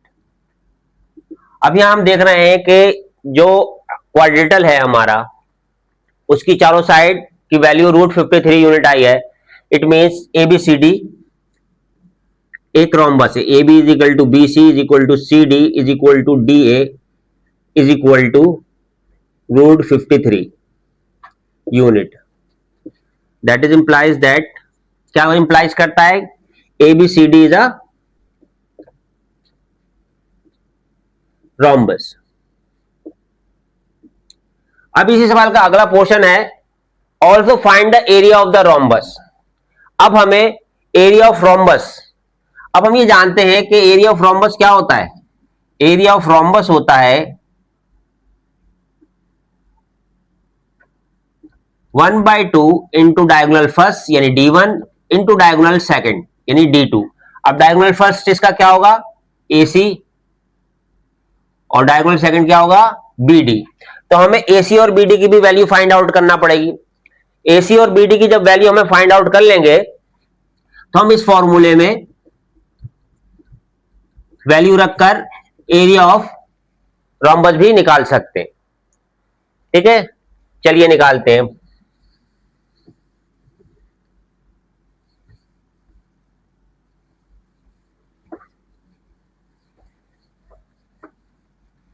AC is equal to under root 2 + 3 whole square plus -3 - 2 whole square is equal to 5 square plus -5 whole square is equal to 25 + 25 is equal to √50, which can be written as 5√2 unit. Now BD is equal to -5 - 4 whole square plus -5 - 4 whole square, which is equal to -9 whole square plus -9 whole square, that is equal to 81 plus 81, which is equal to 162, which can be written as 9√2 unit. Now area of rhombus is equal to 1/2 into AC into BD। 1/2 AC की value लगाएंगे 5√2 into BD की value 9√2, 5 9 45 into √2 की √2 से multiply करेंगे तो 2 आ जाएगा into 1/2, 2 से 2 cancel हो जाएगा, that is equal to 45 square unit. ये तब है जब हमें एरिया भी निकालना हो। अगर खाली रोम्बस प्रूव करना होता तो सिर्फ वहीं तक सवाल होता है जहां तक हमने किया था कि AB is equal to BC is equal to CD is equal to DA, अगर बराबर आ जाएंगे तो वो रोम्बस हो जाएगा। लेकिन उसने एक थोड़ा सा इसमें आगे भी इंक्रीज कर रखा है कि also find the area of rhombus. तो रोम्बस के लिए हमें चाहिए होंगे दोनों डायगोनल, और डायगोनल की हम वैल्यू निकाल के इस फॉर्मूले में रखेंगे value 1/2 into diagonal first into diagonal second area of rhombus. Now take another example.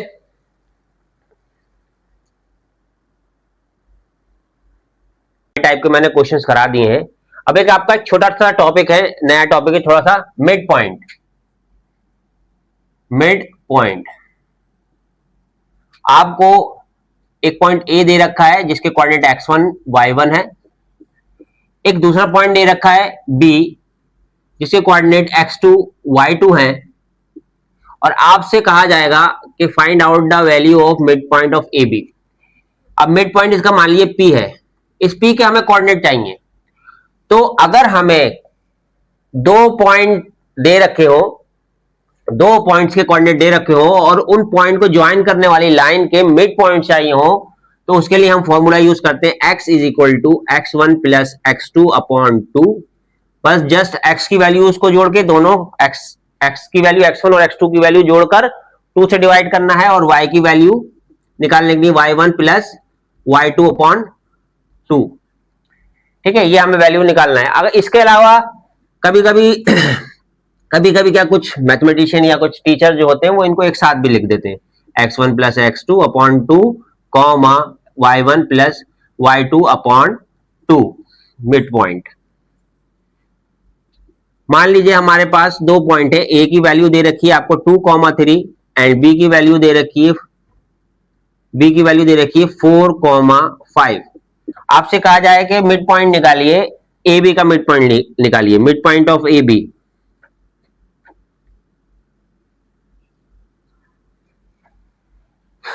x is equal to x1 plus x2 upon 2 and y is equal to y1 plus y2 upon 2।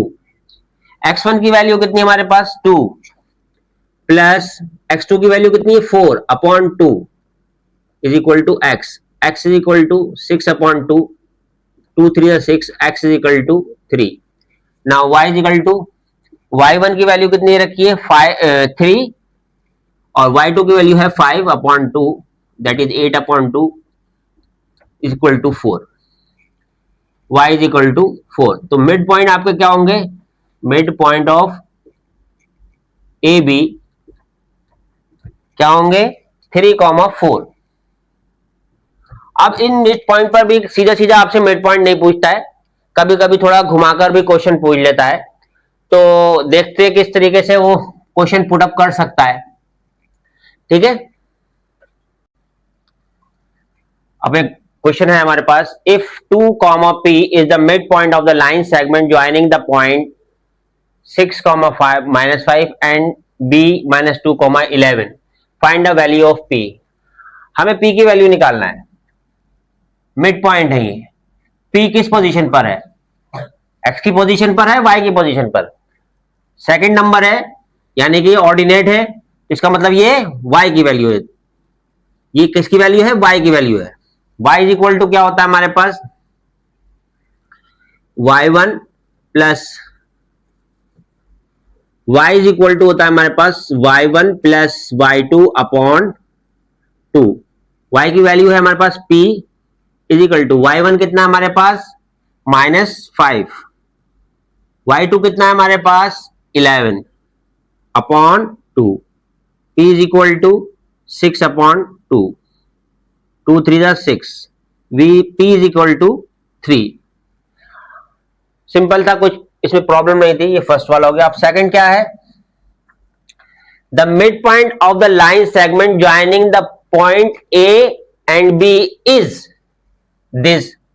ये दे रखे point इसके, और ए और B की value हमें find out करना है। अब हम जानते हैं कि x इज इक्वल टू होता है हमारे पास x1 plus x2 upon 2। x की वैल्यू हमारे पास कितनी है 1, मिड पॉइंट है ना ये 1। x1 कितना है हमारे पास 2a प्लस x2 कितना है -2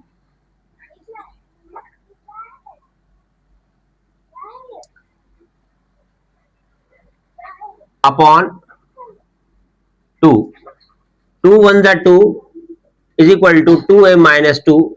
इस 2 को इधर लेके आएंगे, प्लस का हो जाएगा 2 + 2 is equal to 2a, 2a is equal to 4, a is equal to 4 upon 2 that is 2। a की वैल्यू कितनी आ गई हमारे पास 2 आ गई। अब हम b की वैल्यू फाइंड आउट करेंगे, 2a + 1 y is equal to y1 plus y2 upon 2। y की वैल्यू है 2a + 1 is equal to y1 कितना है 4 प्लस b अपॉन 2। a की वैल्यू हम निकाल चुके हैं, वो इसमें पुट कर देंगे हम, 2 × 2 + 1 is equal to 4 plus b upon 2, 2 to the 4 plus 1 is equal to 4 plus b upon 2, 5 हो जाएगा ये इंटू 2, ये 2 इधर चला जाएगा, is equal to 4 plus b is equal to 5 to the 10 and b is equal to 10 - 4, b is equal to 6। तो a की value आई 2 और b की वैल्यू आई 6। अब कुछ और एग्जाम्पल देखते हैं।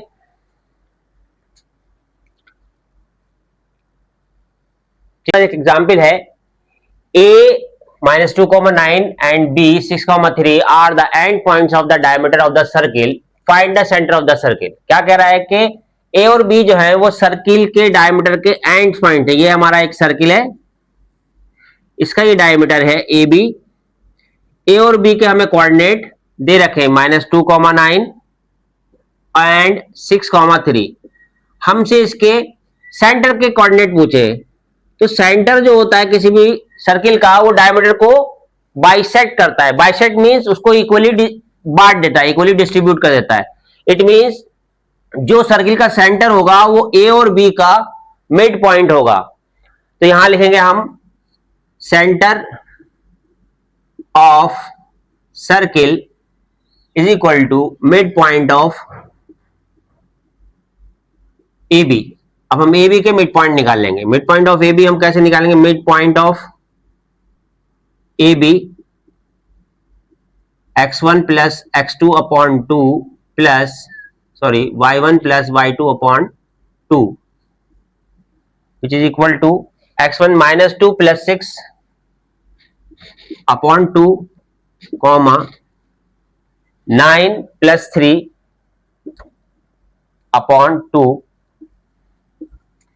4 upon 2 and 12 upon 2 2 to the 4 2 6 the 12 2 comma 6। तो सेंटर ऑफ सर्किल क्या हुआ? 2 comma centre of circle coordinate of centre of circle क्या हुए? 2 कॉमा 6। अब इसके बाद दूसरा क्वेश्चन है, a line intersect the Y axis and X axis at point P and Q. एक लाइन है जो एक्स एक्सिस को और वाई एक्सिस को पी और क्यू पॉइंट पर काटती है। इफ 2 कॉमा माइनस 5, अगर 2 comma minus 5 is the mid point of P Q, अगर पी क्यू का मिड पॉइंट है, then find the coordinate of P and Q. तब हमें पी और क्यू के कोऑर्डिनेट निकालना है। अब हमें अगर 2 पॉइंट दे रखे होते थे तो हम मिड पॉइंट निकाल लेते थे, लेकिन यहां तो हमें खाली मिड पॉइंट दे रखा है और उन दोनों पॉइंट्स को निकालना है जिनका ये मिड पॉइंट है, जिनका 2 कॉमा माइनस 5 मिड पॉइंट है, उन 2 पॉइंट को निकालना था हमें। अब कैसे निकालें मिड पॉइंट से? वो पॉइंट कैसे निकालें? अगर चलिए एक मिड पॉइंट मिला होता, दूसरा एक पॉइंट मिला होता, पी मिला होता या क्यू मिला होता, तो हम एक दूसरा पॉइंट निकाल सकते थे। अब ना तो हमारे पास एक पॉइंट है, ना तो पी है, ना क्यू है, सिर्फ मिड पॉइंट है। लेकिन हमें एक सिचुएशन दे रखी है कि लाइन जो है वो इंटरसेक्ट कर रही है वाई एक्सिस को at point P and X axis at point Q. अब हम ये जानते हैं कि अगर कोई पॉइंट जहां पर ये इंटरसेक्ट कर रही है पी पॉइंट पे, तो हम ये जानते हैं कि जब कोई लाइन या कोई पॉइंट एक्स एक्सिस पर लाई करता है या वाई एक्सिस पे लाई करता है, तो क्या कोऑर्डिनेट लिए जाते हैं? Point on x axis. X axis के ऊपर क्या है? पॉइंट पी है, और पी के कोऑर्डिनेट क्या होंगे? एक्स एक्सिस पर है क्यू, क्यू के कोऑर्डिनेट क्या होंगे? अब वाई तो यहां 0 होगा और एक्स की वैल्यू हम एक्स मान लेते हैं, यानी एक्स कॉमा 0 होंगे। ठीक है, क्यू के कोऑर्डिनेट क्या होंगे? X comma 0। Point on Y axis P है, इसके कोऑर्डिनेट, अब वाई एक्सिस पे एक्स 0 होता है और दूसरा पॉइंट हम वाई एज्यूम कर लेंगे, तो 0 कॉमा वाई। मिड पॉइंट हमें दे रखे 2 कॉमा माइनस 5, 2 कॉमा माइनस 5। अब हमारे पास मिड पॉइंट का हम फॉर्मूला लगा सकते हैं। हमारे पास ये पॉइंट भी है, ये पॉइंट भी है और मिड पॉइंट भी है। ठीक है, अब मिड पॉइंट से हम निकालेंगे mid point formula. x is equal to x1 plus x2 upon 2। अब x की वैल्यू कितनी है हमारे पास? 2। x1 हमारे पास कितना है? x प्लस x2 कितना है? 0 अपॉन 2, 2 टू द 4। x की वैल्यू कितनी आ गई? 4 आ गई। अब y की निकालते हैं। y इज इक्वल टू क्या होता है? y1 plus y2 upon 2। y की वैल्यू कितनी है? -5। y1 हमारे पास कितना है? 0 plus y upon 2, 2 5 10, -10 is equal to y, y is equal to -10। ठीक है, तो पॉइंट ऑन x एक्सेस क्या होंगे, पॉइंट ऑफ p लिख लो, पॉइंट ऑफ p क्या है 0, y is equal to 0, y की वैल्यू कितनी, -10, और पॉइंट ऑफ q क्या है x, 0, और x की वैल्यू हमने निकाली है 4, 0। तो इस तरीके से हम निकाल सकते हैं जब हमें सिचुएशन इस तरीके से रखी हो कि एक लाइन इंटरसेक्ट करती है x एक्सेस और y एक्सेस को, और उसके मिड पॉइंट दे रखे हो। लगभग आपके कोऑर्डिनेट ज्योमेट्री के सारे तरीकों के जितने भी क्वेश्चन पुटअप कर सकता था वो मैंने सारे एग्जाम्पल आपको करा दिए। अब इसमें आप प्रैक्टिस कर सकते हैं, कुछ क्वेश्चन इसी तरीके से सिमिलर क्वेश्चंस की आप प्रैक्टिस कीजिए तो आप हैबिचुअल हो जाएंगे। और मैथ्स जो है वो एक बार करने से नहीं आती है, उसको थोड़ा प्रैक्टिस करना पड़ता है, और सब्जेक्ट के मुकाबले थोड़ा ज्यादा प्रैक्टिस करना पड़ती है। बाकी जहां तक मैं समझता हूं कि आपको कोई प्रॉब्लम नहीं होना चाहिए, आप सारे टाइप के क्वेश्चन लगभग मैंने करा दिए। अगर आपको कोई प्रॉब्लम है तो आप मुझे मेरे यूट्यूब चैनल पर मैसेज कीजिए, और मैं उसका रिप्लाई के लिए आपको एक अच्छी वीडियो बना के आपकी प्रॉब्लम्स को ही सिर्फ उसमें सिर्फ आपकी प्रॉब्लम को ही सॉल्व किया जाएगा, कोई एक्स्ट्रा चीज नहीं की जाएगी। जो आप मुझे मैसेज करेंगे, क्वेश्चन मैसेज करेंगे, उसको ही सॉल्व करके आपको वीडियो में उसका सॉल्यूशन बताया जाएगा। Thank you very much.